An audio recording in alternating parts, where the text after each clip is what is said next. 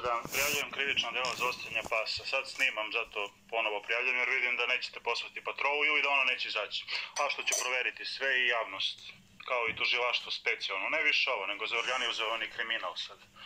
Dakle, zlostavljanje pasa traje godinama, ja to prijavljujem, vaše kolege, ja ne znam šta oni radi, tužilaštvo je kriminalno.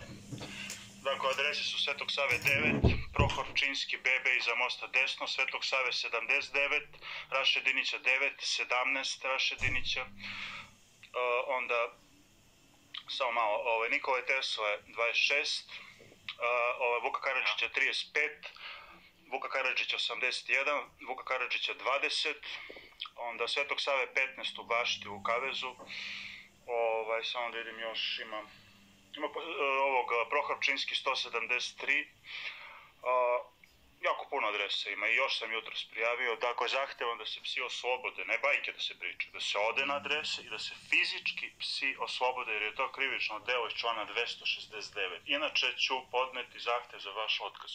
Šta ćete vi uraditi po tom pitanju? Da si siguran? Karavukovo. Dobro. Šta ćete uraditi, zanimam?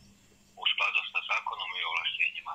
A tamo se zlostavljaju mučena bića, psi, čovjekov najbolji prijatelj, već godinu dana po mojim prijavama i snimcima dokazno.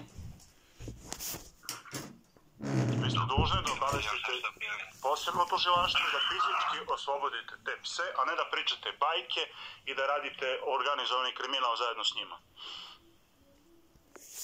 Vi ste dužni... Zašto prijavite? Ja zahtevam da se to reši, pa to nije prva prijava. 100 prosečno po slučaju. Dobro, ako je to... Dobro, vidjet ćemo šta ste uradili vi i vaši ljudi, ja ću tražiti vaš otkaz.